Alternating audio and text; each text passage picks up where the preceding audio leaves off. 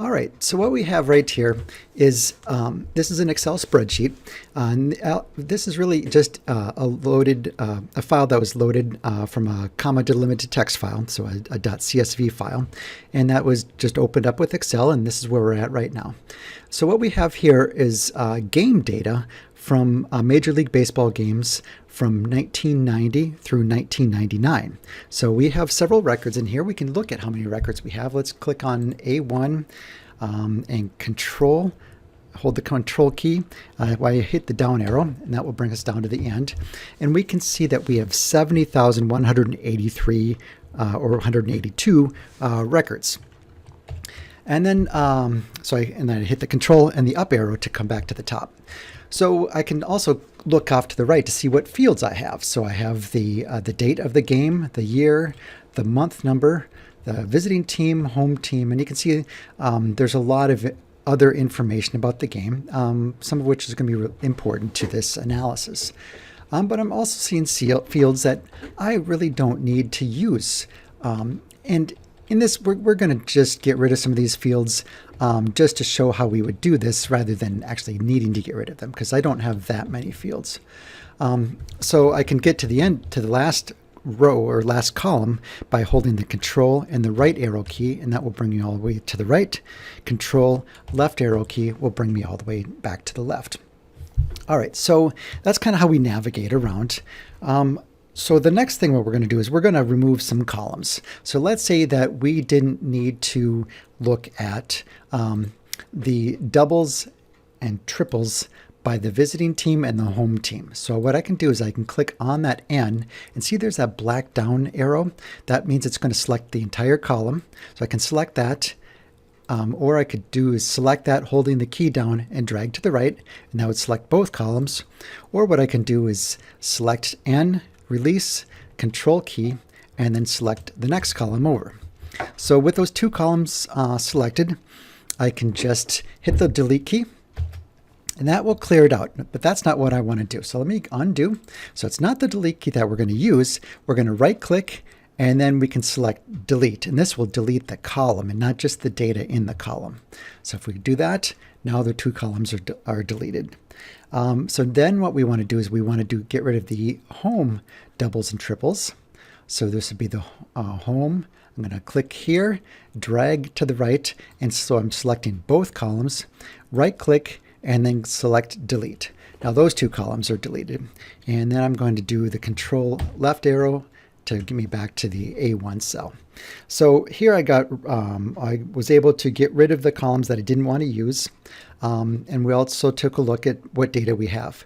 Now you look over here, we see that these hashtags or these pound signs, that really indicates that that field's not large enough to be able to view that data. So there's nothing wrong with the data, you just can't see the data because the column's too narrow. So if I put my cursor between the A and the B, you see that there's that dividing symbol. When I have that symbol set up, I can just double click, and that will automatically resize the column to the largest field in the column.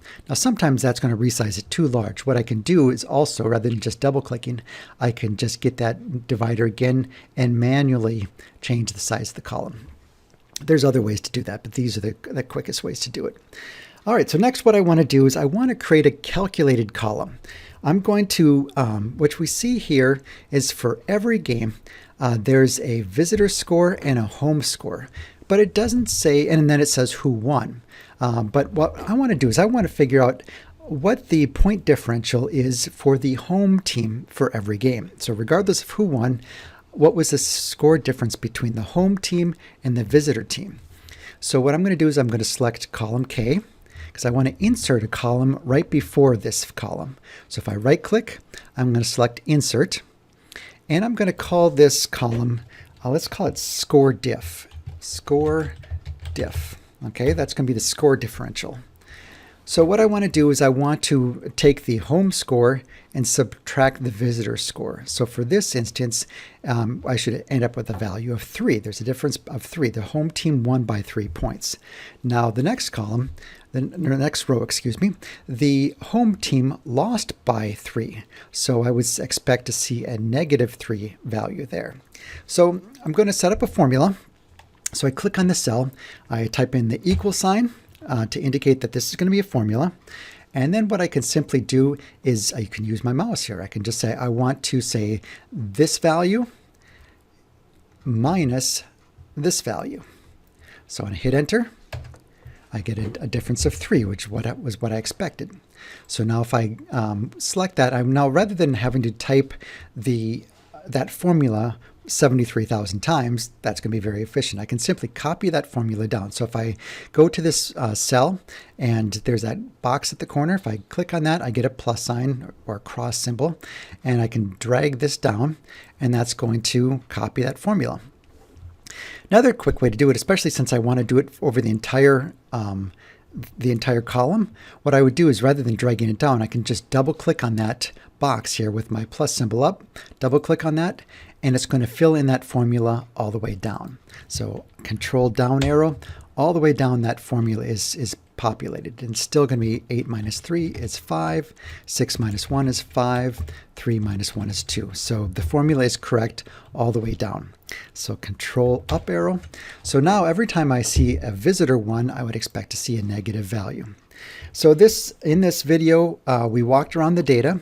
We removed some columns. We've adjusted the column width to be able to view the data. We inserted a column, and we created a calculated value that will be helpful for our analysis. And now the final step will be to save this as an Excel file. We're going to continue to work on this file, so we want to work with it as an Excel formatted file. So what we simply do is click File up in the left-hand corner, and let's do a file Save As. And I'm just going to put this on my desktop here.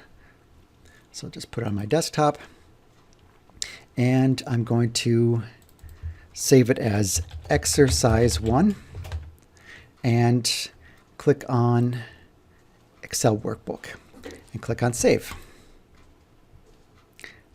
And now it's saved as an Excel file, and we'll continue to work on this file.